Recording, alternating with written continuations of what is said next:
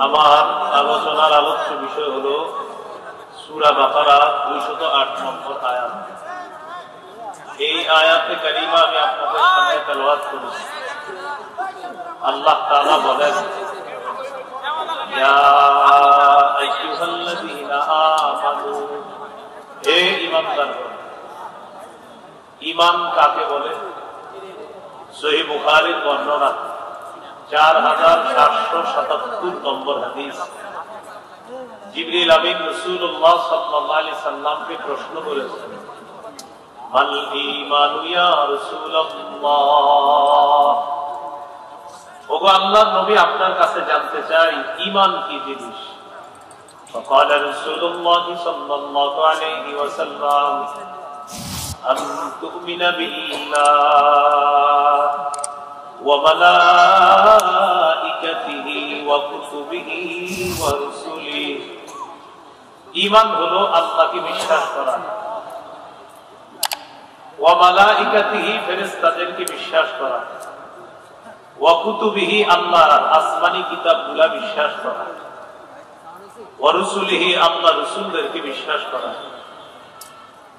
ওয়া লিকাইহি, আল্লাহর সাথে সাক্ষাৎ হবে, এই সাক্ষাৎটা বিশ্বাস করা, ওয়া তুমিনা বিল বাসিল আখির, পুনরুত্থান হবে, আল্লাহ তাআলা আবার আমাদেরকে পুনরুত্থান করবেন, হিসাব নেবেন, এটাকে বিশ্বাস করা, এটার নাম হলো ঈমান। তো আল্লাহ তাআলা বলেন, ইয়া আইয়ুহাল্লাযীনা আমানু, হে ঈমানদারগণ, উদখুলু ফিস সিলমি কাফা, তোমরা পরিপূর্ণ রূপে ইসলামে প্রবেশ করো। ইসলামে পরিপূর্ণ রূপে প্রবেশ করার হুকুম করেছেন আল্লাহ। ইসলামে পরিপূর্ণ রূপে প্রবেশ করেছি কিনা এটা বোঝার জন্য 5টি আলামত আছে। কয়টি? 5টি আলামত। 1 নম্বর আত্মসমর্পণ, 2 নম্বর ইখলাস, 3 নম্বর বিশুদ্ধ আকীদা, 4 নম্বর উত্তম চরিত্র, 5 নম্বর লেনদেনে স্বচ্ছ থাকা। আমি আবার বলছি, সূরা বাকারার 208 নম্বর আয়াতে আল্লাহ তাআলা বলেন, হে ঈমানদারগণ, পরিপূর্ণ রূপে ইসলামে প্রবেশ করো। ইসলামে পরিপূর্ণ রূপে প্রবেশ করেছি কিনা, পরিপূর্ণ রূপে ইসলাম পালন করতে চাই কিনা, এটা বোঝার জন্য কয় আলামত? 5। 1 নম্বর আলামত আত্মসমর্পণ করা। আত্মসমর্পণ কাকে বলে? আত্মসমর্পণের আরবি হলো ইসলাম, বাংলা হলো আত্মসমর্পণ করা। সূরা বাকারার 131, 132 নম্বর আয়াতে আল্লাহ বলেন, ইয ক্বালা লাহু রাব্বুহু আসলিম ক্বালা আসলামতু লিরাব্বিল আলামিন। ওই সময়কে স্মরণ করুন যখন ইব্রাহিম আলাইহিস সালাতু ওয়াস সালামকে তার রব বললেন আত্মসমর্পণ করেন। ইব্রাহিম নবী বললেন, আমি বিশ্ব জগতের রব আল্লাহর কাছে আত্মসমর্পণ করলাম। ওয়া ওয়াসা বিহা ইব্রাহিম বানিহি ওয়া ইয়াকুব ইয়া বানিয়া ইন্নাল্লাহা আসতাফা লাকুমুদ-দীন ফালা তামুতুন্না ইল্লা ওয়া আনতুম মুসলিমুন। ইব্রাহিম নবী, ইয়াকুব নবী তার সন্তানদেরকে ওসিয়ত করেছেন, হে প্রিয় সন্তান, আল্লাহ তাআলা তোমাদের জন্য দ্বীন নির্বাচন করেছেন, তোমরা মুসলমান না হয়ে মরো না, মুসলমান না হয়ে মরবা না। আল্লাহ যে দ্বীন নির্বাচন করেছেন, এটা কোন দিন? সূরা আলী ইমরানের 19 নম্বর আয়াতে আল্লাহ বলেন, ইন্নাদ-দীনা ইনদাল্লাহিল ইসলাম, আল্লাহর কাছে একমাত্র দ্বীন হলো ইসলাম। ইসলাম ছাড়া কেউ যদি অন্য কোনো কিছুকে দ্বীন হিসাবে গ্রহণ করে, এটা গ্রহণযোগ্য হবে না। সূরা আলী ইমরানের 85 নম্বর আয়াতে আল্লাহ বলেন, ومن يبتغ غير الإسلام دينا فلن يقبل منه। যে ব্যক্তি ইসলাম ছাড়া অন্য কোনো কিছুকে দিন হিসাবে গ্রহণ করে কামনা করবে, ফালাই ইউকবালা, এটা কিছুতেই গ্রহণ করা হবে না, গ্রহণযোগ্য হবে না। ওয়া হুয়া ফিল আখিরাতি মিনাল খাসিরিন, সে ব্যক্তি আখিরাতে ক্ষতিগ্রস্তদের অন্তর্ভুক্ত হবে। বলি নাউজুবিল্লাহ। প্রিয় ভাইরা, ইসলামে পরিপূর্ণ আছি কিনা, চাই কিনা পালন করতে কয় আলামত? এক নম্বর, আত্মসমর্পণ করা। আত্মসমর্পণ করার আরবি হলো ইসলাম। ইসলাম মানে আত্মসমর্পণ করা, আল্লাহর সমস্ত হুকুম, আদেশ, নিষেধ এগুলাকে মেনে নেওয়া। এবার ইসলামের সংক্ষিপ্ত একটা পরিচয় হাদিস থেকে জেনে নেই। সহিহ বুখারীর 4777 নম্বর হাদিস আর সহিহ মুসলিমের 8 নম্বর হাদিস, এই দুই হাদিস মিলিয়ে একটি হাদিস বলি, শোনেন। জিবরিল আমিন রাসূল সাল্লাল্লাহু আলাইহি সাল্লামকে প্রশ্ন করলেন, মাল ইসলামু ইয়া রাসূলুল্লাহ, ওগো আল্লাহর রাসূল, ইসলাম কি জিনিস?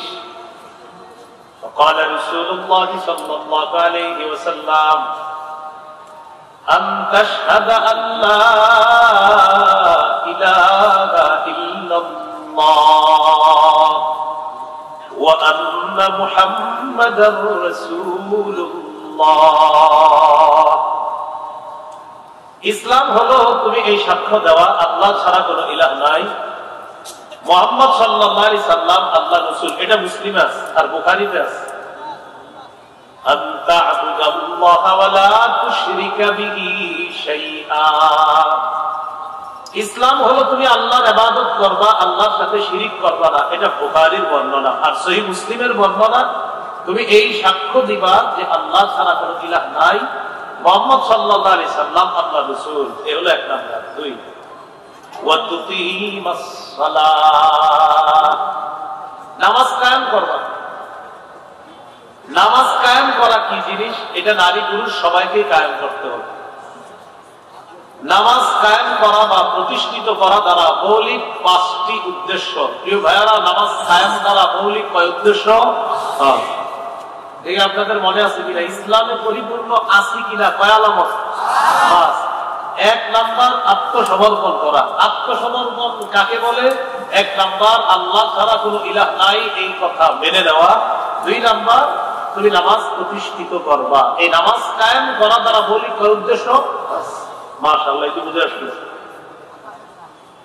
নামাজ কায়েম দ্বারা 5 উদ্দেশ্য কি? এক নাম্বার, আল মুহাফাজাতু আলা শুরুতিস সালাহ, নামাজের পূর্বে কিছু শর্ত আছে, এই শর্তগুলা যথাযথভাবে আদায় করা, এটাও নামাজ কায়েম করা। নামাজ আদায়ের পূর্বে কি কি শর্ত আছে? যেমন শরীর পাক করা। সূরা মাইদার 6 নম্বর আয়াতে আল্লাহ বলেন, ইয়া আইয়ুহাল্লাযীনা আমানু ইযা কুনতুম ইলাস সালাহ ফাগসিলু ওয়াজহাকুম ওয়া আইদিয়াকুম ইলাল মারাফিক ওয়ামসাহু বিরুউসিকুম ওয়া আরজুলাকুম ইলাল কা'বাইন। হে ঈমানদারগণ, যখন তোমরা নামাজের ইচ্ছা করো, চেহারা ধৌত করবা, 2 হাত ধৌত করবা, মাথা মাসে করবা, আর 2 পা ধৌত করবা। নামাজের 4 ফরজ, ওযুর 4 ফরজ আল্লাহ তাআলা সূরা মাইদার 6 নম্বর আয়াতে বলে দিলেন যে ওযুর 4 ফরজ। চেহারা ধৌত করবা, হাত ধৌত করবা, মাথা মাসে করবা, পা ধৌত করবা। তো আল্লাহ বলেন নামাজের ইচ্ছা যখন করবা পবিত্রতা অর্জন করবা। এখান থেকে বুঝলাম ওযু না থাকলে ওযু করা। সহিহ বুখারীর বর্ণনা 6954 নম্বর হাদিস। عن أبي هريرة رضي الله تعالى عنه قال قال رسول الله صلى الله عليه وسلم لا يقبل الله صلاة أحدكم إذا أحدث حتى يتوضأ। রাসূলুল্লাহ সাল্লাল্লাহু আলাইহি সাল্লাম বলেন, তোমাদের যাদের ওযু নাই, ওযু না করা পর্যন্ত, পবিত্রতা অর্জন না করা পর্যন্ত তোমাদের সালাত আল্লাহ তাআলা কবুল করবেন না। এগুলো ওযু না থাকলে ওযু করা নামাজের পূর্ববর্তী শর্ত। গোসল ফরজ হলে গোসল করা, সূরা মাইদার 6 নম্বর আয়াতে এরপর আল্লাহ বলেন ওয়া ইন কুনতুম জুনুবান ফাত্তাহহারু, যদি তোমরা জুনুবি হও, তোমাদের উপর যদি গোসল ফরজ হয়, তাহলে তোমরা গোসল করে দাও। এ হলো নামাজের পূর্ববর্তী শর্ত। ওযু না থাকলে ওযু করা, গোসল ফরজ হলে গোসল করা। এই হলো শরীর পাক করা। 2 নাম্বার কাপড় পাক। সূরা মুদাসসিরের 4 নম্বর আয়াতে আল্লাহ বলেন ওয়া তিয়াবাকা ফাতাহহির, আপনি আপনার কাপড়গুলা পবিত্র করেন। সহিহ বুখারীর বর্ণনা 227 নম্বর হাদিস। আসমা রাদিয়াল্লাহু তাআলা আনহার বর্ণনা, এক নারী রাসূলুল্লাহ সাল্লাল্লাহু আলাইহি সাল্লামের কাছে এসে মাসালা জিজ্ঞাসা করেছে। আমরা কেউ হাসবো না। এক নারী নবীজির কাছে এসে ওই মাসালা জিজ্ঞাসা করেছেন, মা বোনরা আল্লাহ প্রদত্ত মাসিক একটা অসুস্থতার সম্মুখীন হয়, এই অসুস্থতার সম্মুখীন হওয়ার পর কাপড়ের নাপাকি লাগলে সেটা কিভাবে পাক করবে, এই মাসালা রাসূল সাল্লাল্লাহু আলাইহি সাল্লামকে জিজ্ঞাসা করলেন। জাআত ইমরাতুন নবী সাল্লাল্লাহু আলাইহি ওয়াসাল্লাম, এক নারী রাসূলুল্লাহ সাল্লাল্লাহু আলাইহি সাল্লামের কাছে আসলেন। আসার পর বললেন আরাআইতা ইহদানা তাহিদু ফিস সাওবি ফাকাইফা তাসনাউ ইয়া রাসূলুল্লাহ, ইয়া রাসূলুল্লাহ, নারীরা যে অসুস্থতার সম্মুখীন হয় তাদের কাপড়ের মধ্যে নাপাকি লাগলে পবিত্র করার উপায় কি আপনার কাছে জানতে চাই। নবীজি বললেন তাহুত্তুহু, 1 নাম্বার উপায় হলো নাপাকিটা ঘষে উঠাবে, ঘষবে, নাপাকিটা ঘষবে, 1 নাম্বার উপায়। 2 নাম্বার সুম্মা তুকরিসুহু বিল মা, এরপর পানি দ্বারা রিগড়িয়ে দিবে। 3 নাম্বার ওয়া তানদাহু, এরপর ভালোভাবে চিপবে কাপড়টা, এরপর পবিত্রতা অর্জন করবে, শুকাইয়া দিবে, পবিত্র হবে। সুম্মা তুসাল্লি ফিহি, এরপর এই পবিত্র কাপড়ে নামাজ আদায় করবে। এখান থেকে আমরা মাসালা বের করলাম, যেটা নামাজের পূর্ববর্তী শর্ত কাপড় পাক থাকতে হবে, যেটা এই হাদিস দ্বারা বোঝা যায়। নবীজি বলেন নাপাকিটা ঘষে উঠাবে, এরপর পানি দিয়ে রিগড়িয়ে দিবে, এরপর ভালো করে চিপতে হবে এটাকে, এরপর শুকিয়ে পবিত্র করবে। তুসাল্লি ফিহি, এই কাপড়ে নামাজ আদায় করবে। তাহলে শরীর পাক, কাপড় পাক, নামাজের জায়গা পাক। সহিহ বুখারীর 438 নম্বর হাদিস। قال رسول الله صلى الله عليه وسلم أعطيت خمسا لم يعطهن أحد من الأنبياء قبلي, নবীজি বলেন আমাকে 5টি এমন জিনিস দেওয়া হয়েছে যা আমার পূর্বে কোন নবীকে দেওয়া হয় নাই। সুবহানাল্লাহ। কয়টি জিনিস? 5টি। 1 নাম্বার নুসিরতু বিররুবি মাসিরাতা শাহরিন, আমি কোন এলাকার বিরুদ্ধে জিহাদের জন্য বের হলে 1 মাসের দূরত্বে কাফেরদের মনে আমার ব্যাপারে আল্লাহ তাআলা ভীতি সৃষ্টি করে দিতেন। এই ভীতি সৃষ্টি করে আমাকে সাহায্য করা হয়েছে।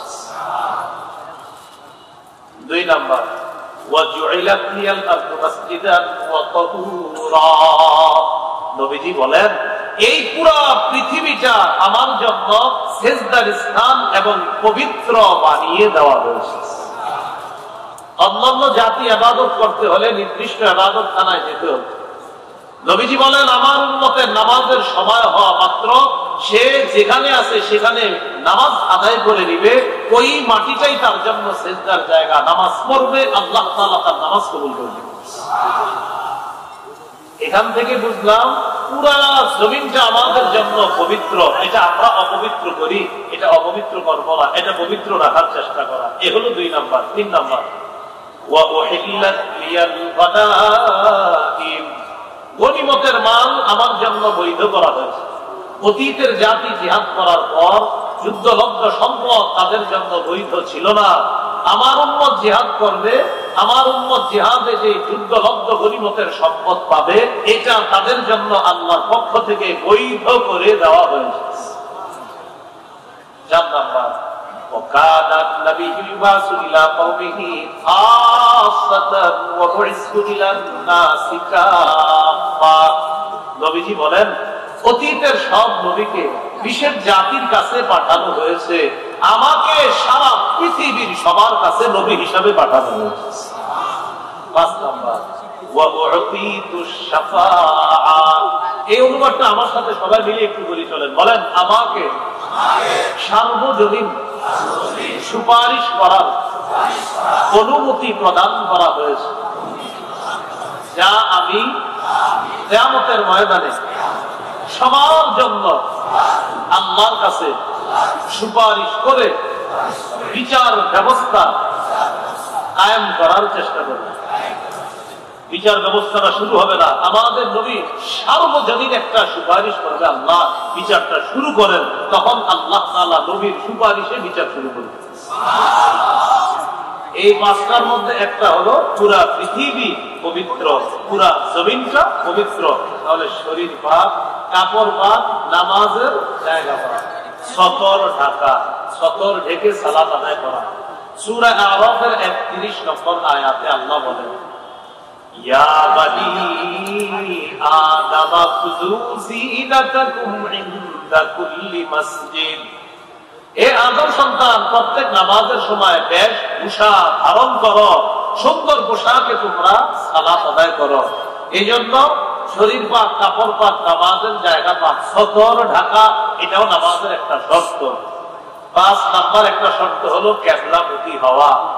সূরা বাকারা 149 নম্বর আয়াতে আল্লাহ বলেন, وَمِنْ حَيْثُ خَرَجْتَ فَوَلِّ وَجْهَكَ شَطْرَ الْمَسْجِدِ الْحَرَامِ وَحَيْثُ مَا كُنْتُمْ فَوَلُّوا وُجُوهَكُمْ شَطْرَهُ। নবীজি 17-18 মাস বাইতুল মুকাদ্দাসের দিকে ফিরে নামাজ পড়েন, কিন্তু নবীর মন চায়, আরে কিবলাটা যদি কাবার দিকে হতো, এটা নবীর মন চায়, আর খালি আকাশের দিকে তাকায়। আল্লাহ তাআলা বলেন, قد نرى تقلب وجهك في السماء فلنولينك قبلة ترضاها। নবী, আপনি যে বারবার আকাশের দিকে কেন তাকান, আমি জানি। আপনি আমার দিকে তাকায় থাকেন যেন আমি কিবলাটা পরিবর্তন করে কাবার দিকে করি। আমি তো জানি আপনি বারবার উপরের দিকে চেহারা কেন উঠাইতেছেন। ঠিক আছে, আপনার পছন্দ অনুযায়ী ওই কাবাকে আমি আল্লাহ আবার কিবলা বানায় দিই। 2 রাকাত নামাজ নবীজি পড়ে ফেলছে, 4 রাকাত ওয়ালা নামাজে 2 রাকাত পড়ে ফেলছে। জিবরিল আমিন আয়েশা বলতেছি, ইয়া রাসূলুল্লাহ, বাস কিবলা পরিবর্তন হয়ে গেছে, বাকি 2 রাকাত কাবার দিকে ফিরে পড়েন।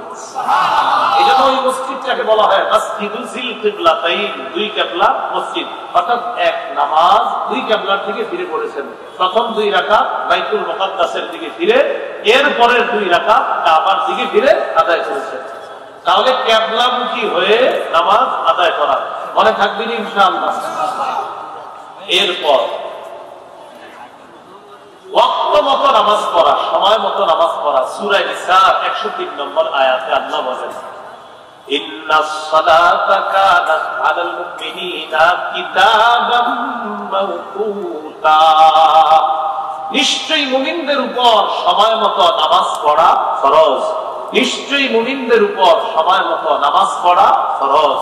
সহিহ বুখারীর বর্ণনা 527 নম্বর হাদিস।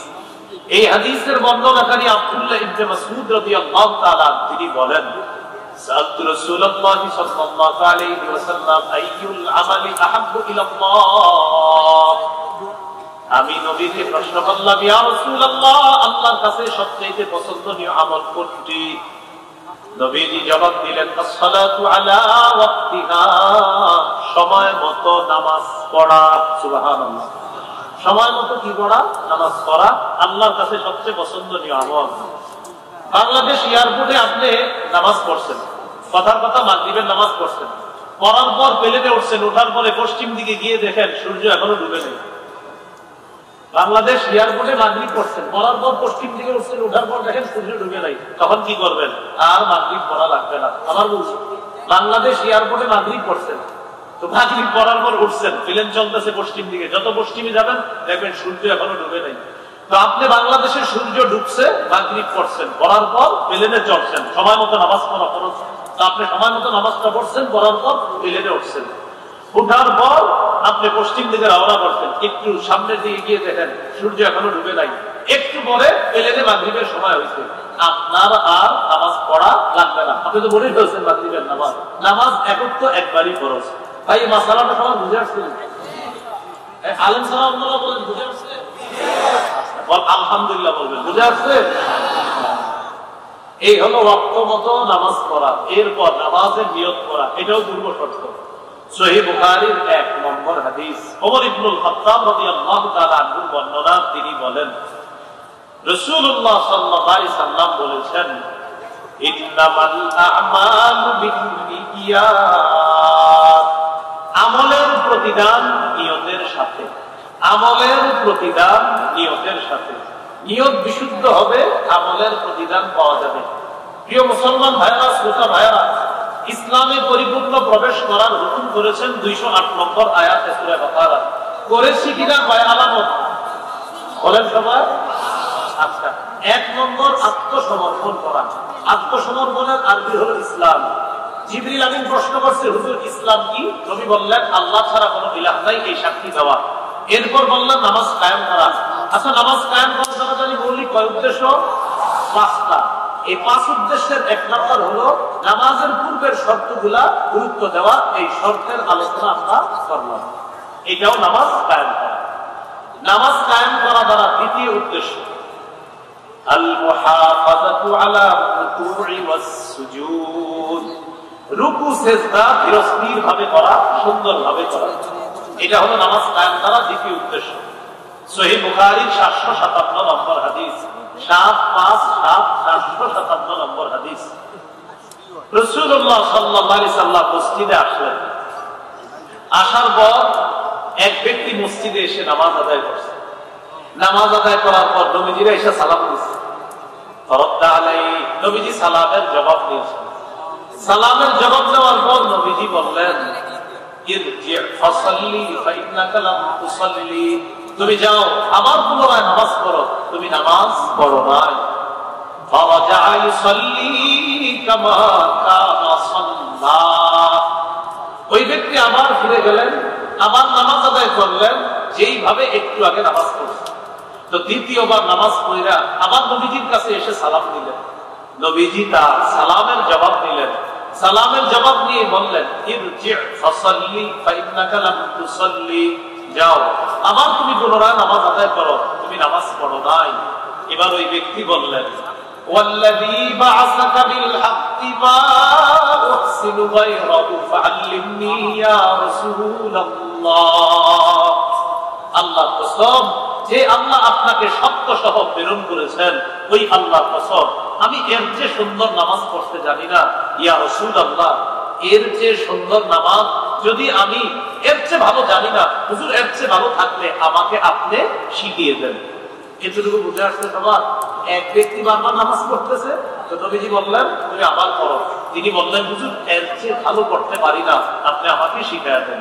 এবার নবী 1 রাকাত নামাজ শিখিয়ে দিচ্ছে। যখন তুমি নামাজের ইচ্ছা করবা, আল্লাহু আকবার বলে তুমি হাত পাতবা, বাঁধার পর সানা পড়বা, পড়ার পর সূরা ফাতিহা পড়বা, পড়ার পর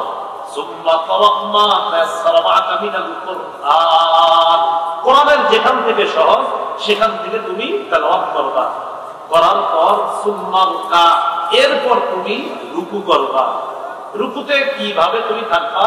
হাত্তা তাতমাইন্না রাকিআ, ধীরস্থির ভাবে তুমি রুকু করবা। সুম্মা রফা রাসাকা মিনার রুকু', এরপর রুকু থেকে মাথা উঠাইবা। অনেক মুসল্লি দেখবেন বাঁকা হয়ে থাকে, মাথা উঠে বাঁকা হয়ে থাকে, বাঁকা হয় না।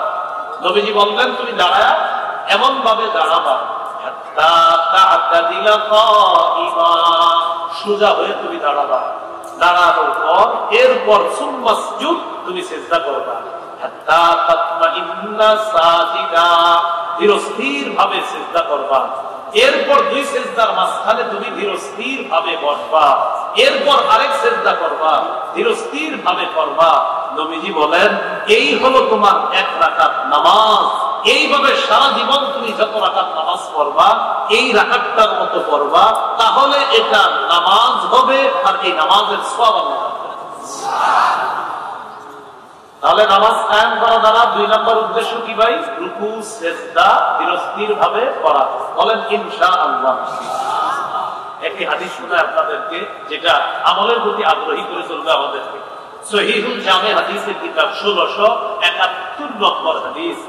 এই হাদিসের মধ্যে আছে عن عبد الله بن عمر رضي الله تعالى عنهما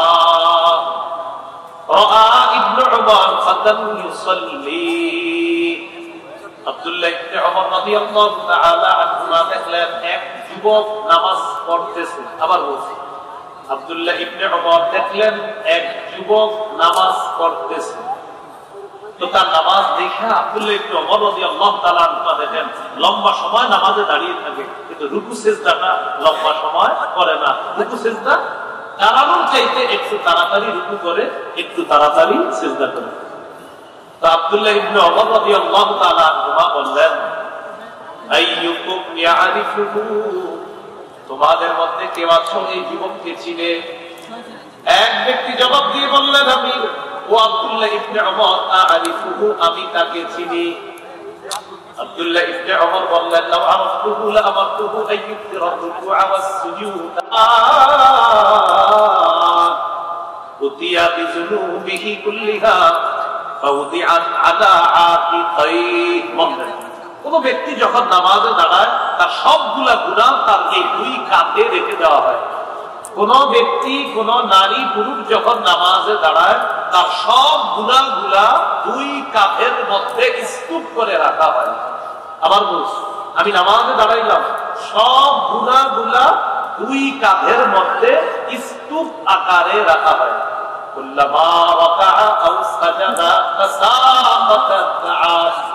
বান্দা যখনই রুকু করে, যখনই সিজদা করে, গুনাহের স্তূপ থেকে তার গুনাহগুলা ঝরে পড়া শুরু হয়।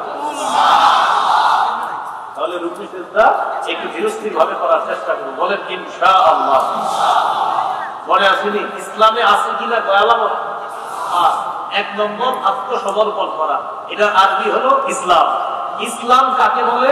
এক নম্বর আল্লাহ ছাড়া কোনো ইলাহ নাই। দুই নম্বর নামাজ কায়েম করা।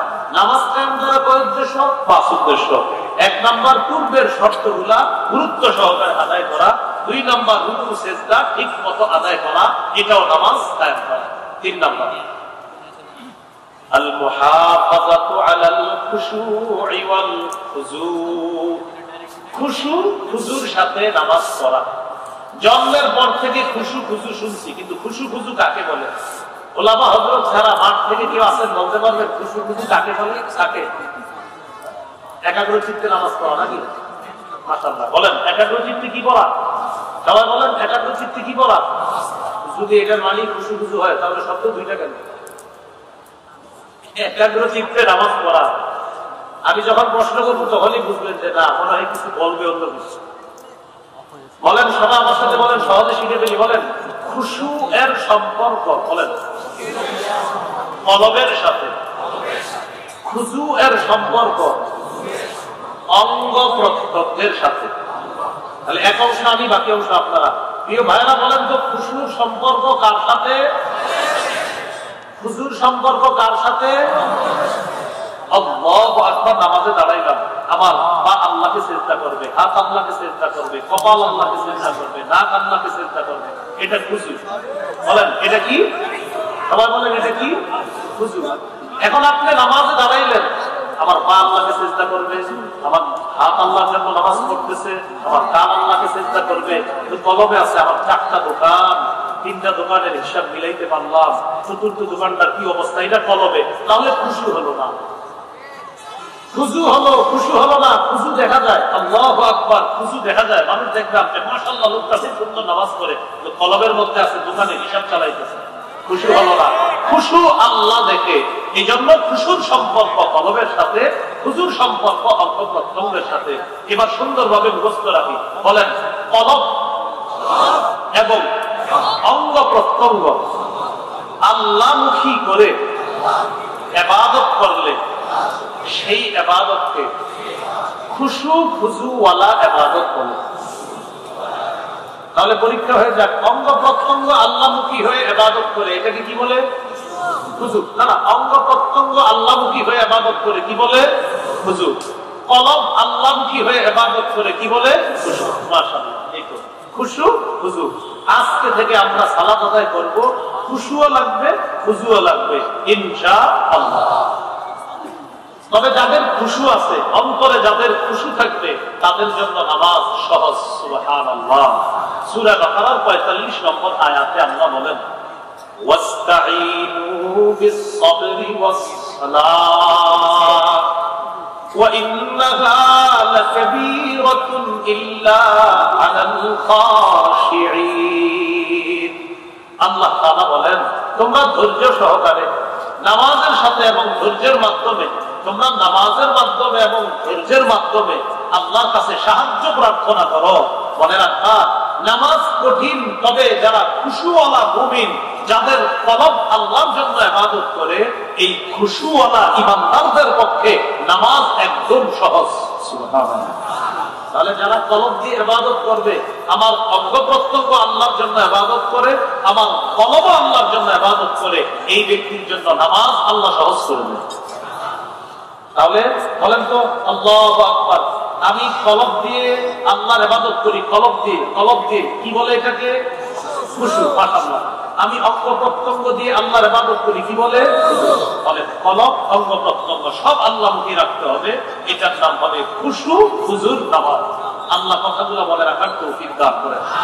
এই গেল নামাজ কায়েম করা দ্বারা তৃতীয় উদ্দেশ্য, খুশু হুজুর সাথে নামাজ পড়া। 4, পরিবারকে নামাজের হুকুম করা, এটাও নামাজ কায়েম করা। পরিবারকে নামাজের হুকুম করা, এটাও নামাজ কায়েম করা।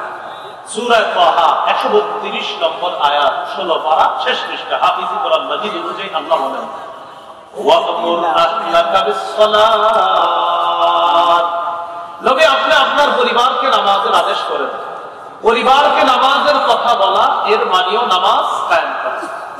নামাজ কায়েম দ্বারা 5 নম্বর উদ্দেশ্য, রাষ্ট্রের প্রতিটা মুসলমান যেন নামাজি হয়ে যায়, এই চেষ্টা করা, এটাও নামাজ কায়েম করা।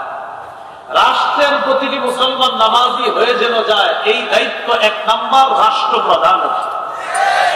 বলেন 1 নম্বর কার? বলেন পুরুষ রাষ্ট্রপ্রধানের। বলেন 1 নম্বর দায়িত্ব কার? সবাই বলেন কার?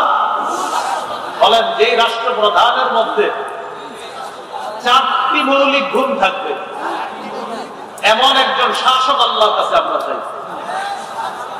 সূরা হজের 41 নম্বর আয়াতে আল্লাহ বলেন, আল্লাযীনা ইম্মাক্কান্নাহুম ফিল আরদি আকামুস সালাত ওয়া আতাউয যাকাতা ওয়া আমারু বিল মা'রুফি ওয়া নাহাউ আনিল মুনকার। আল্লাহ তাআলা বলেন, যাদেরকে আমি জমিনের ক্ষমতায় বসাই, রাষ্ট্রীয় ক্ষমতায় বসাই, তাদের মৌলিক কাজ 4টি। 1 নাম্বার আকামুস সালাত, তারা রাষ্ট্রীয়ভাবে নামাজ কায়েম করবে। 2 নাম্বার আতাউয যাকাত, রাষ্ট্রীয়ভাবে তারা যাকাতের বিধান চালু করবে। কিসের বিধান চালু করবে? যাকাতের বিধান। বলেন সুদ ভিত্তিক, বলেন সুদ ভিত্তিক রাষ্ট্র ব্যবস্থা, শেষ পরিণতি ভিক্ষা করা। যাকাত ভিত্তিক রাষ্ট্র ব্যবস্থা, শুভ পরিণতি ধনী হওয়া। প্রমাণ আফগানিস্তান।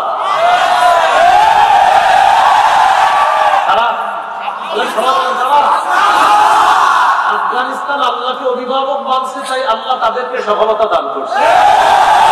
আমরা বারবার এক তাগুত ছেড়ে আরেক তাগুত ধরি, তাই আমাদের ভাগ্যের পরিবর্তন হচ্ছে না। এজন্য অভিভাবক নির্ধারণ করতে হবে, আমাদের অভিভাবক আল্লাহ। বারবার এক তাগুত ছেড়ে আরেক তাগুত ধরা মানে বৃষ্টি থেকে বাঁচার জন্য ঝর্ণার নিচে এসে দাঁড়ানোর মতো বোকার পরিচয় দেওয়া। এই জন্য অভিভাবক ঠিক করতে হবে। 3 পারা 2 নম্বর পৃষ্ঠা, সূরা বাকারা 257 নম্বর আয়াতে আল্লাহ বলেন, আল্লাহু ওয়ালিয়ুল্লাযীনা আমানু, যারা ঈমানদার তাদের অভিভাবক আল্লাহ। ঈমানদারদের অভিভাবক কে? আল্লাহ। 6 পারা 16 নম্বর পৃষ্ঠা, সূরা মাঈদা 51 নম্বর আয়াতে আল্লাহ বলেন, ইয়া আইয়ুহাল্লাযীনা আমানু লা তাত্তাখিযুল ইয়াহুদা ওয়ান নাসারা আউলিয়া। হে ঈমানদারগণ, ইহুদি খ্রিস্টানদেরকে অভিভাবক বানায় না। যারা 47 জন প্রেসিডেন্ট পরিবর্তন করে, একজনকেও নারী বানায় না। আমাদের উপর নারী চাপায়া দেয়া গোলামি আমাদের গলার মধ্যে ঝুলায় দেয়। মুসলমান কেন তার পরিচয় করবে না? আল্লাহ বলে দিছে আমি তোমাদের অভিভাবক। আল্লাহ নিষেধ করছে তাকে অভিভাবক বানায় না। ইহুদি খ্রিস্টানদেরকে অভিভাবক বানাইতে আল্লাহ নিষেধ করেছেন। এই বিষয়টা আল্লাহ আমাদেরকে বুঝে শুনে আগামীতে সিদ্ধান্ত নেওয়ার তৌফিক দান করেন। এবার যদি ভুল করি আগামী 50 বছর আর এই ভুল শুধরানোর সুযোগ পাওয়া যাবে না, সেটা মাথায় রাখতে হবে। এই ঠিকটা বাহিরে গিয়েও ঠিক থাকার তৌফিক দান করেন। আপনারাই তো শিক্ষা করেন বাহিরে গিয়ে। আল্লাহ আমাদেরকে এখানের ঠিক বাহিরেও ঠিক থাকার তৌফিক দান করেন। ইমানদারদের অভিভাবক কে? মনে আসেনি নামাজ কায়েম করা কয় উদ্দেশ্য? এর মধ্যে 5 নম্বর, রাষ্ট্রীয় ভাবে প্রতিটা মুসলমান যেন নামাজি হয়ে যায়, এই দায়িত্ব রাষ্ট্রপ্রধানের। আল্লাহ সূরা হজের 41 নম্বর আয়াতে বলেন, যাদেরকে আমি রাষ্ট্র ক্ষমতায় বসাই তাদের 1 নম্বর কাজ আকামুস সালাহ, নামাজ কায়েম করবে। 2 নম্বর ও আতাউজ যাকাত, যাকাতের বিধান চালু করবে। 3 নম্বর ও আমারু বিল মারুফ, সৎ কাজের আদেশ করবে। 4 নম্বর ওয়া নাহাউ আনিল মুনকার, অসৎ কাজে নিষেধ করবে। আল্লাহ এমন একজন শাসক আমাদেরকে আপনি দিয়ে দেন। আরেকটা দোয়া করি, চলেন বলেন, আল্লাহ আমাদের দেশে শরিয়া আইন চাই। শরিয়া আইন চায় না তারা কোন না কোন অপরাধে অপরাধী যারা। আবার শরিয়া আইন চায় না তারা কোন না কোন অপরাধে অপরাধী যারা। চোর শরিয়া আইন চাইবে না, হাত কাটা যাবে। দর্শক শরিয়া আইন চাইবে না, পাথর মেরে হত্যা করা হবে। নায়ক নায়িকা শরিয়া আইন চাইবে না, অন্য নারীর গায়ে অবৈধভাবে স্পর্শ করতে পারবে না। যত সব অপরাধ আছে এই অপরাধীদের পথে বাধা হলো শরিয়া আইন। এই জন্য শরিয়া আইন চায় না তারা কোন না কোন বাটপালিতে বাটপার যারা। আল্লাহর কাছে চাইতে হবে শরিয়া আইন। কি আইন চাইতে হবে? আল্লাহ বুঝার তৌফিক দান করেন। এই হলো নামাজ কায়েম করার 5টা আপনার মৌলিক উদ্দেশ্য বললাম। 1 নম্বর পূর্ববর্তী শর্তগুলা গুরুত্ব দেওয়া। 2 নম্বর নামাজ কায়েম করা মানে রুকু সেজদা ধীরস্থির ভাবে করা। 3 নম্বর নামাজ কায়েম করা মানে খুশু খুশুর সাথে নামাজ পড়া। 4 নম্বর নামাজ কায়েম করা মানে পরিবারকে নামাজের কথা বলা। 5 নম্বর নামাজ কায়েম করা রাষ্ট্রীয় সবভাবে সকল মুসলমানকে নামাজি বানানোর চেষ্টা করা। আল্লাহ তৌফিক দান করেন। মনে আসলে ইসলামে পরিপূর্ণ আছে কিনা কয় আলামত। দ্বিতীয় 1 নম্বর আলামত হলো ইসলাম। ইসলামকে আত্মসমর্পণ করা, আল্লাহর সমস্ত বিধি নিষেধ গুলা মেনে নেওয়া। এতক্ষণ তো বললাম সবার জন্য। মা বোনদেরকে আল্লাহ তাআলা কিছু হুকুম করছে কিনা? হ্যাঁ, করছে কিনা? মা বোনদের অন্যতম একটা বিধানের নাম হলো শরীয়ী পর্দা করা। বলেন কি পর্দা করা? বলেন চেহারা সহ শরীয়ী পর্দা করা। সবাই বলেন। সূরা আহজাবের 59 নম্বর আয়াতে আল্লাহ বলেন, ইয়া আইয়ুহান নাবিয়্যু কুল লিআজওয়াজিকা ওয়া বানাতিকা ওয়া নিসাইল মুমিনিনা ইউদনিনা আলাইহিন্না মিন জালাবিবিহিন্না যালিকা আদনা আন ইউ'রাফনা ফালা ইউযাইন ওয়া কানা আল্লাহু গফুরার রহিমা। আল্লাহ বলেন, হে নবী আপনি বলেন আপনার স্ত্রীদের, আপনার কন্যাদের, মুমিনদের নারীদেরকে আপনি বলেন তারা যেন তাদের চাদরের কিয়দাংশ দিয়ে তারা নিজেদেরকে আবৃত করে, তারা যেন চাদরের কিয়দাংশ নিজেদের উপর তারা এইভাবে ছেড়ে রাখে। তারা নিজেদের উপর যেন চাদরের কিয়দাংশটা এইভাবে ছেড়ে দেয়। কেন আমার কথা আপনারা বলতে পারেন, হুজুর এইভাবে যে ছেড়ে দেয় আপনি এটা কই পেয়েছেন? হইতে পারে বিষয়টা যে এইভাবে ছেড়ে দিবে। রইসুল মুফাসসিরিন, মুফাসসিরদের সম্রাট আব্দুল্লাহ ইবনে আব্বাস রাদিয়াল্লাহু তাআলা আনহুমা এই আয়াতের ব্যাখ্যা করেছেন যে এই আয়াত দ্বারা উদ্দেশ্য হলো কোন নারী যখন ঘর থেকে বাইরে যাবে তখন তিনি তার মাথার উপর থেকে আলাদা একটা কাপড় তার চেহারার উপর ফেলে দিয়ে চেহারা সহ পর্দা করে সে বাহিরে যাবে। আল্লাহ এই আয়াত দ্বারা এটা বুঝিয়েছে। মনে রাখবেন, নারীরা চেহারা ঢাকতে হবে, এটা সারা দুনিয়ার আলেমদের একটা মীমাংসিত সিদ্ধান্ত। এই সিদ্ধান্ত এটা মীমাংসিত সিদ্ধান্ত। এই মাসালায় অন্য কিছু করার চেষ্টা করবেন না, এটা মীমাংসিত সিদ্ধান্ত। সারা পৃথিবীর ওলামায়ে কেরাম চেহারা ঢাকতে হবে। সূরা আহজাবের 53 নম্বর আয়াতটা একটু শুনেন, শুনলে বুঝবেন। তাকান আমার দিকে, অনুবাদটা করার পর আমার দিকে তাকাবেন। আল্লাহ বলেন وَإِذَا سَأَلْتُمُوهُنَّ مَتَاعًا فَاسْأَلُوهُنَّ مِنْ وَرَاءِ حِجَابٍ। ও সাহাবীরা, নবীর বিবিদের কাছে যখন তোমরা কোনো প্রয়োজনীয় জিনিস চাইবা, পর্দার আড়াল থেকে চাইবা। পর্দার এপাশ থেকে আল্লাহ তাআলা চাইতে বলছে। এখন বলেন, পর্দার ওপাশে আম্মা জানদের শরীরটা আর মুখটা বাহিরে। আল্লাহ বললেন তোমরা যখন নবীর বিবিদের কাছে কিছু চাইবা, পর্দার আড়াল থেকে চাইবা। এখন আপনাদের কাছে পর্দার আড়াল কোনটাকে বলে? আম্মা জানরা পর্দার ওপাশে আছে। আল্লাহ তাআলা স্পষ্ট বললেন কিছু চাইবা তো পর্দার এপাশ থেকে তোমরা চাইবা। কেন চাইবা?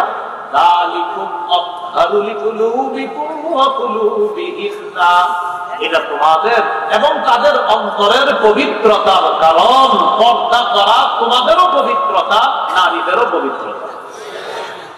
সূরা নূরের 31 নম্বর আয়াতে আল্লাহ বলেন وَقُلْ لِلْمُؤْمِنَاتِ يَغْضُضْنَ مِنْ أَبْصَارِهِنَّ وَيَحْفَظْنَ فُرُوجَهُنَّ وَلَا يُبْدِينَ زِينَتَهُنَّ إِلَّا مَا ظَهَرَ مِنْهَا। নবী আপনি মুমিন নারীদেরকে বলেন তারা যেন নজর নিচে রাখে, তারা যেন তাদের নজরকে নিচে রাখে, লজ্জাস্থান হেফাজত করে। আর তারা যেন তাদের সৌন্দর্যতা প্রদর্শন না করে, তাদের আবরণ প্রদর্শন না করে।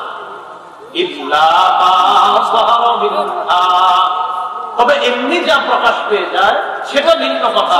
ইচ্ছা করে যেন তাদের সৌন্দর্য প্রদর্শন না করে। এখন বলতে পারেন হুজুর এমনি প্রকাশ পায় কোনটা? আব্দুল্লাহ ইবনে মাসউদ রাদিয়াল্লাহু তাআলা আনহু ব্যাখ্যা করেছেন এমনি নারীদের প্রকাশ পায় হলো পর্দার নিচে তারা যে কাপড় পরে সুন্দর, এই কাপড়টাও যেন তারা প্রদর্শন না করে। এটার যদি কিছু অংশ দেখা যায় আল্লাহ বলেন এটা মাফ। তাদের সৌন্দর্যতা যা দেখা যায় তারা কাপড় নারীদের ভিতরে শরীরে যে কাপড় থাকবে এই সৌন্দর্য দ্বারা উদ্দেশ্য। আব্দুল্লাহ ইবনে মাসউদ বলেন তারা যে পর্দা করবে, বোরকা পরবে, এটার নিচে তারা একটা সুন্দর কাপড় পরতে পারে। এই কাপড়টা যেন দেখাও না যায়, তবে কিছু অংশ যদি দেখা যায়ও এটা আল্লাহ মাফ করবেন। এই আয়াতে অনেকে বলতে চায় যে কিছু অংশ দ্বারা চেহারা উদ্দেশ্য না।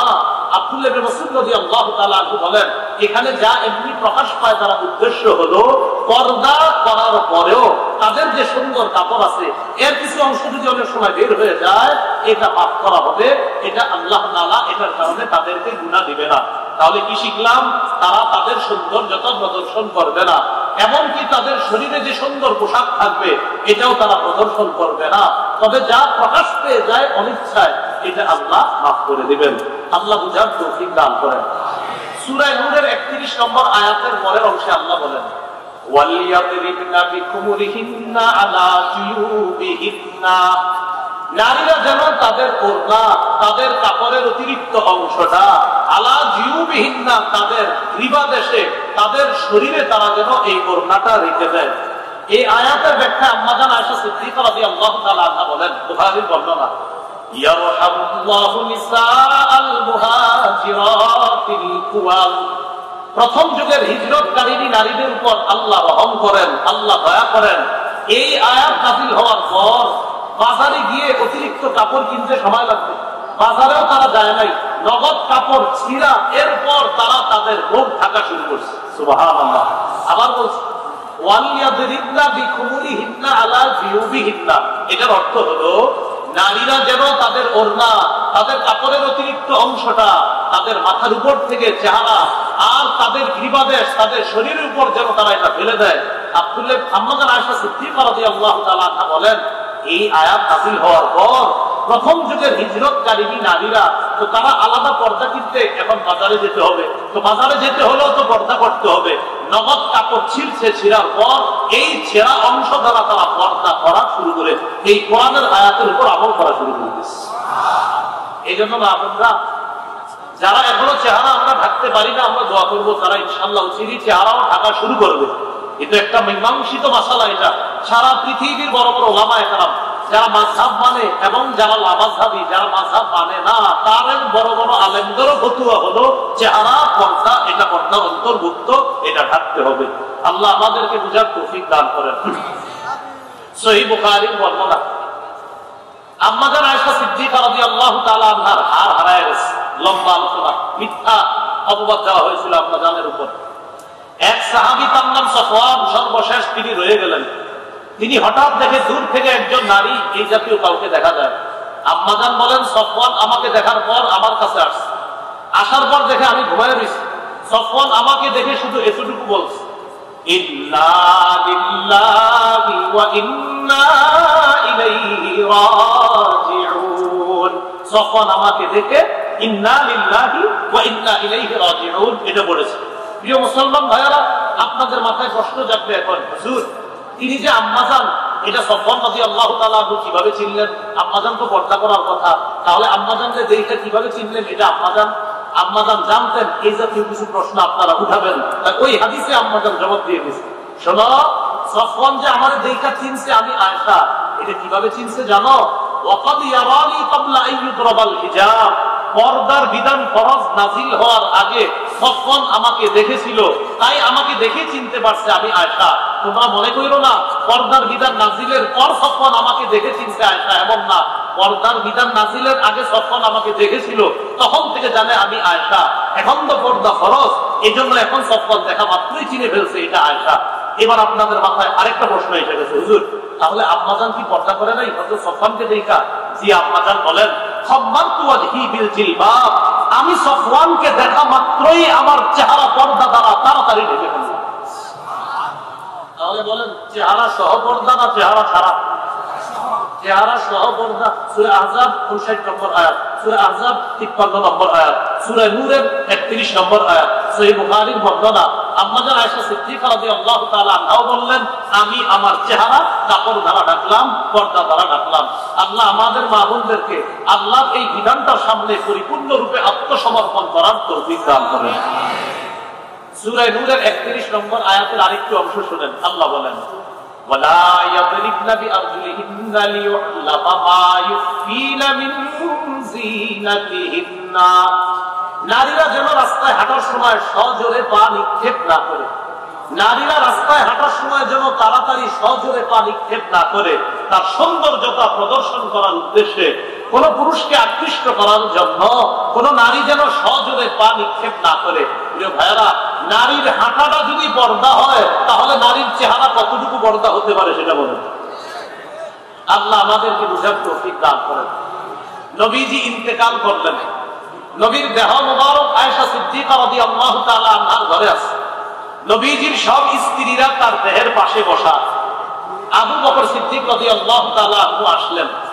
আসার পর ঘরের সামনে দাঁড়িয়ে অনুমতি চাইলেন ঘরে ঢোকার জন্য। বলেন তো আম্মা জান আয়েশা সিদ্দিকা সম্পর্কে আবু বকর সিদ্দিকের কি হয়? কন্যা। কন্যার কাছে অনুমতি চাইতেছে, আমি ঘরে ঢুকবো কিনা। আয়েশা সিদ্দিকা রাদিয়াল্লাহু তাআলা আনহা এই ঘরে ঢুকবে কিনা কেন অনুমতি চাইলেন আবু বকর সিদ্দিক? নবীর অন্যান্য স্ত্রীরা সেখানে ছিলেন।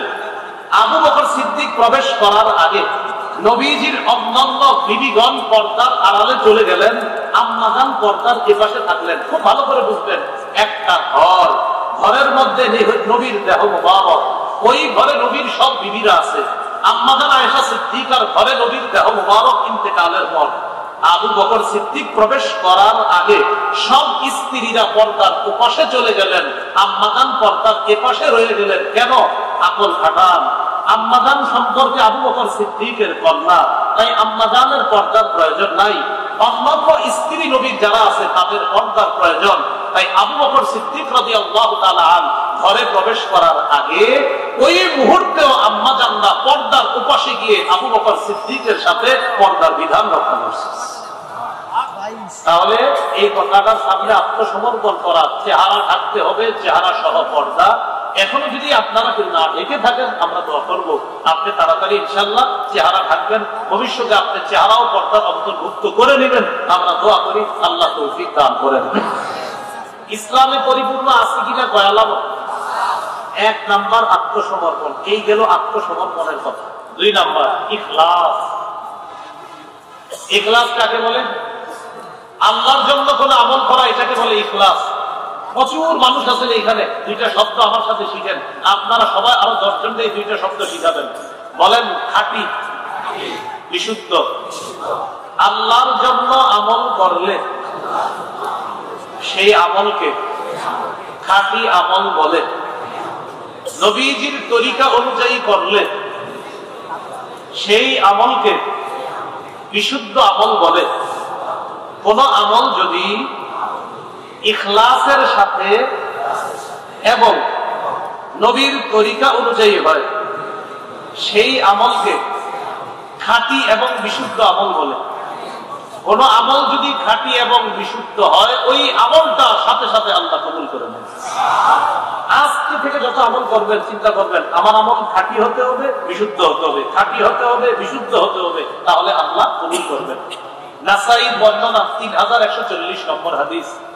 রাসূলুল্লাহ সাল্লাল্লাহু আলাইহি সাল্লাম বলেন, ইন্নাল্লাহা লা ইয়াকবালু মিনাল আমাল ইল্লা মা কানা লাহু খালিসা।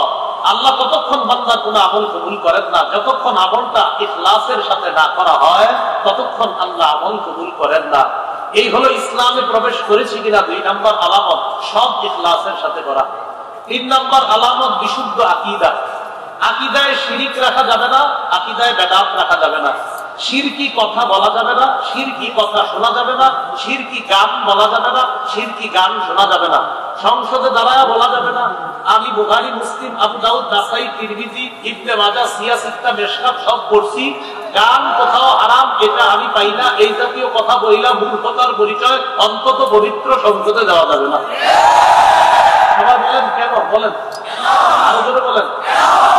সহিহ বুখারীর 5590 নম্বর হাদিসে আছে, রাসূল কেন জবাব দিচ্ছি। রাসূলুল্লাহ সাল্লাল্লাহু আলাইহি সাল্লাম বলেন, লা ইয়াকুনান্না বি উম্মতি আওয়াম ইস্তাহিলুনাল হিররা ওয়াল হারিরা ওয়াল খামরা ওয়াল মাআসিফা। নবী বলেন আমার উম্মতের একদল হবে এবং যারা জিনাকে হালাল মনে করবে, রেশমের পোশাককে হালাল মনে করবে, মদকে তারা হালাল মনে করবে। মদ দ্বারা উদ্দেশ্য মাদক দ্রব্য যত আছে, ইয়াবা, বাবা, গাঁজা, হিরোইন, ফেন্সিডিল, আফিম, কানাডা ড্রাই, মাস্কুত, শ্যাম্পেন, ডাল ইত্যাদি, ভ্যান গাড়ির চিপা চুপায়, চা দোকানের পিছনে সব এটার অন্তর্ভুক্ত। এই মদ এটা আপনার আমার উম্মত হালাল মনে করবে নবী বলেন। 4 নম্বরে বলছে ওয়াল মাআসিফা, বাদ্যযন্ত্রকে আমার উম্মত হালাল মনে করবে। এখন আমি বুখারীর যে হাদিসটা বললাম এটা কি সিয়াসিত্তার ভিতরে না বাহিরে? বলে না সিয়াসিত্তার ভিতরে না বাহিরে? তো উনি কিভাবে পাইল না? আসলে পড়ে না, না পড়া চাপাবাজি করে যে সিয়াসিত্তা পড়ছি। এই জাতীয় চাপাবাজি বাংলাদেশের আলেমরা থাকতে অন্তত করেন না। আল্লাহ আমাদেরকে হেফাজত করে। তাহলে শিরকি গান শুনবো না। কিছু গানের মধ্যে আপনি স্পষ্ট শিরিক পাবেন, যেহি মুর্শিদ সেহি খোদা, নাউজুবিল্লাহ বলেন। এগুলা বইলে টিং টিং টিং করে একটা গাড়ি দিবে, গাড়ি দিয়ে আপনি দলিল দেন। তো এই জাতীয় কথায় কান দেওয়া যাবে না। আল্লাহ আমাদেরকে হেফাজত করেন। তাহলে শিরকি কথা বলবো না, আকীদা রাখবো না, শিরকের মজলিসে যাব না, বেদাত কাজ কর্ম করবো না আমরা ইনশাআল্লাহ। সহিহ বুখারীর 2697 নম্বর হাদিস, 2697। রাসূলুল্লাহ সাল্লাল্লাহু আলাইহি সাল্লাম বলেন, মান আহদাসা ফি আমরিনা হাযা মা লাইসা ফিহি ফাহুয়া রাদ্দুন। আমাদের ইসলামী শরীয়তের মধ্যে ইবাদতের নামে সওয়াবের আশায় নতুন কিছু করবে যে এটা প্রত্যাখ্যান করা হবে, এটা বেদাত হবে। আল্লাহ আমাদেরকে শিরিক বেদাত থেকে হেফাজত করেন। তাহলে 3টা আলামত গেল। 1 নাম্বার আত্মসমর্পণ, 2 নাম্বার ইখলাস, 3 নাম্বার বিশুদ্ধ আকীদা, 4 নাম্বার একটু বলেন উত্তম চরিত্র। আমাদের সামনে আপনার চরিত্রটা ভালো থাকতে হবে। ইনি সামনে, হ্যাঁ আপনি আমাদের সামনে সুফি আর দিদি আপনাকে দেখতে পারে না, এরকম হলে হবে না। রাসূলুল্লাহ সাল্লাল্লাহু আলাইহি সাল্লাম বলেন, খায়রুকুম খায়রুকুম লিআহলিহি ওয়া আনা খায়রুকুম লিআহলি। তোমাদের মধ্যে সর্বোত্তম ওই ব্যক্তি যে তার বিবির কাছে উত্তম। আর শোনো, আমি নবী মুহাম্মদ সাল্লাল্লাহু আলাইহি সাল্লাম আমার বিবির কাছে পৃথিবীর সবচেয়ে শ্রেষ্ঠ চরিত্রের অধিকারী। 5 নাম্বার লেনদেনে স্বচ্ছ থাকা। বলেন কি থাকা? আগামী শুক্রবারে টাকা দেওয়ার কথা, আর কিয়ামতের আগে শুক্রবার আসে না, এরকম করবেন না। সূরা মাইদা 1 নম্বর আয়াতে আল্লাহ বলেন, ইয়া আইয়ুহাল্লাযীনা আমানু আউফু বিল উকুদ। হে ঈমানদারগণ, চুক্তিগুলা পুরা করবা, লেনদেনগুলা পুরা করবা। 3 পারা 7 নম্বর পৃষ্ঠা। এই 7 নম্বর পৃষ্ঠাটা একটা আয়াত, 3 পারার 7 নম্বর পৃষ্ঠা পুরাটা এক আয়াত। সুবহানাল্লাহ। মানে এক আয়াত 20টা, 1 পৃষ্ঠা মানে 15 লাইন। সূরা বাকারা গালেবান 283 নম্বর আয়াতটা, এক আয়াত 15 লাইন। ওই আয়াতে আল্লাহ বলে দিয়েছে লেনদেন আপনি কিভাবে করবেন। আল্লাহ তাআলা বলে দিয়েছেন লেনদেন কম করো আর বেশি করো, সাক্ষী রাখবা, 2 জন পুরুষ সাক্ষী রাখবা, 2 জন পুরুষ না পাইলে 1 জন পুরুষ 2 জন মহিলা। আল্লাহ তাআলা বলেন মহিলা 2 জন কেন জানো, আনতাদিল্লা ইহদাহুমা ফাতুযাক্কিরু ইহদাহুমা আল-উখরা, একজন ভুলে গেলে আরেকজন যাতে তাকে স্মরণ করায় দিতে পারে। এই জন্য লেনদেনে আমরা সচেতন থাকবো, বলেন ইনশাআল্লাহ। এবার আজকের বয়ানে সবচেয়ে গুরুত্বপূর্ণ, এখন আপনারা মনে করে মেধাটা আমার দিকে শুধু রাখেন, আমি মন দিয়ে আবার বলছি। সূরা বাকারা 208 নম্বর আয়াত, আল্লাহ তাআলা হুকুম করেছেন হে ঈমানদারগণ, হে ঈমানদারগণ মানে যার ঈমান আছে। ঈমান কি জিনিস? 6 জিনিসের নাম বলেছিলাম, আল্লাহকে, ফেরেশতাদেরকে, কিতাবকে, রাসূলকে, আর আল্লাহর সাথে সাক্ষাৎ, পরবর্তী জগৎ হবে একটা, এটাকে বিশ্বাস করা। এরপরে আমরা আল্লাহর হুকুম মানব। আল্লাহ বলছেন ইসলামের পরিপূর্ণ রূপে প্রবেশ করো। করেছে কিনা আলামত বা সালামত। 1 নম্বর আলামত আত্মসমর্পণ। আত্মসমর্পণের আরবি হলো ইসলাম। ইসলাম আবার কি জিনিস? সহিহ বুখারী 4777 নম্বর হাদিসে আছে, জিবরিল আমিন নবীকে প্রশ্ন করছে, তো নবী বলে দিয়েছিলেন আল্লাহ ছাড়া কোনো ইলাহ নাই, আরেকটা বলছিলেন নামাজ কায়েম করা, এরপর আরো বলছিলেন নামাজ কায়েম করা, রোজা রাখা, যাকাত আদায় করা, হজ করা। আমরা নামাজ কায়েমের আলোচনাটা শুনেছিলাম। নামাজ কায়েম দ্বারা আমার কয় উদ্দেশ্য? মৌলিক 5টা উদ্দেশ্য। 1 নাম্বার আপনার নামাজ কায়েম দ্বারা উদ্দেশ্য হলো পূর্ববর্তী শর্তগুলা গুরুত্ব দেওয়া। 2 নাম্বার রুকু সেজদা ধীরস্থিরভাবে করা। 3 নাম্বার খুশু খুজুর সাথে নামাজ পড়া। ওলামা হযরত ছাড়া অন্যরা একটু বলেন খুশু সম্পর্ক, খুজুর সম্পর্ক। 3 নাম্বার 4 নাম্বার পরিবারকে নামাজের কথা বলা। 5 নাম্বার রাষ্ট্রে নামাজ কায়েম করার চেষ্টা করা। সবাই চেষ্টা করবো, কিন্তু দায়িত্ব হলো রাষ্ট্রনায়কের। আর যে রাষ্ট্রনায়কের 4 গুণ হবে এমন একজন রাষ্ট্রনায়ক আমরা আল্লাহর কাছে চাইবো। এই হলো আপনার 1 নাম্বার আত্মসমর্পণ, 2 নাম্বার ইখলাস, 3 নাম্বার বিশুদ্ধ আকীদা, 4 নাম্বার উত্তম চরিত্র, 5 নাম্বার লেনদেনে সত্য থাকা। এই 5 আলামত আপনার মধ্যে থাকলে বোঝা যাবে যে এই লোকটা পরিপূর্ণভাবে ইসলামে ঢুকতে চেষ্টা করতেছে। আল্লাহ তাআলা আমাদের সকলকে যে কথাগুলো বললাম শুনলাম আমরা সবাই যেন আমল করতে পারি, আল্লাহ তৌফিক দান করেন। মাঠে যারা আছেন 2 হাত তুলেন, শুধু মাঠে যারা, আর দাঁড়িয়ে আছেন যারা তারাও 2 হাত তুলেন, সবাই আপনার মঞ্চে না, শুধু মাঠে। প্যান্ডেলের নিচে যারা আছেন 2 হাত এইভাবে টান টান করে তুলেন। আমরা কি কিছু শিখতে পেরেছি? আলহামদুলিল্লাহ। হাত তুলে বলেন আলহামদুলিল্লাহ। তাহলে আমরা 2 গ্রুপ মিলে কিছু শিখতে পারছি, ঠিক না? আমি একজন ছাত্র, আপনারাও ছাত্র, আমরা 2 ছাত্র ভাই মিলে কিছু শিখলাম। তাহলে আমি আপনাদের ছাত্র ভাই হিসাবে একটা আমল দিব, এখন করবেন? প্রথমে দোয়া করি আল্লাহ যারা হাত তুলছে তাদের সাথে আপনি আমাকে জান্নাতে দেখা করায় দিন, এই শর্তে যে আল্লাহ আমি এখন একটা আমল দিব, এই আমলটা তারা পালন করবে। আমলটা হলো আমি উঠে যাওয়ার পর তারা কেউ উঠবে না, আমার সাথে মুসাফা করার জন্য উঠবে না। এই শর্তে আল্লাহ আপনি একটা দোয়া কবুল করেন, তাদের সাথে আমাকে জান্নাতে দেখা করায় দিন। তাহলে আমি উঠার পরে কিন্তু কেউ আমার সাথে মুসাফা করতে আসবেন না, আর এখান থেকে কেউ উঠবেন না, হাত নামায়েন না। সাইফুল্লাহ ভাই আলোচনা শুরু করবে, এরপর তিনি আলোচনার মোটামুটি একটা অংশে যাবে। এরপর যদি কারো শুধু ইস্তেঞ্জার প্রয়োজন হয় চুপে চুপে আসতে উঠবেন, আরেকজনে বলবেন না এই চল প্রস্তাব করে কি বলছে প্রস্তাব লাগছে, আপনি কাউকে বলবেন না, আপনি একা একা আস্তে ধীরে চলে যাবেন, মাহফিলের পরিবেশটা নষ্ট করবেন না। সূরা মুজাদালা 11 নম্বর আয়াত, আল্লাহ বলেন তোমাদেরকে যদি বলা হয় জায়গা করে দাও, তোমরা জায়গা করে দিবা, আল্লাহ তোমাদেরকে জান্নাতে জায়গা করে দিবেন। এই জন্য আপনারা এখন জান্নাতে জায়গার জন্য আস্তে আস্তে চেপে চেপে সবাই বসে যেতে পারেন জান্নাতে জায়গার জন্য। আল্লাহ তাআলা আমাদের সকলকে, আমি যা যা বললাম, বিশেষ করে সর্বশেষ কথাটা, আমি উঠার পর কেউ উঠবো না, এই কথাটা পালন করে যেন একসাথে জান্নাতে আবার সাক্ষাৎ করতে পারি, আল্লাহ তৌফিক দান করেন। সুবহানাল্লাহি ওয়া বিহামদিহি, সুবহানাকাল্লাহুম্মা ওয়া বিহামদিকা, আশহাদু আল্লা ইলাহা ইল্লা আনতা, আস্তাগফিরুকা ওয়া আতুবু ইলাইক।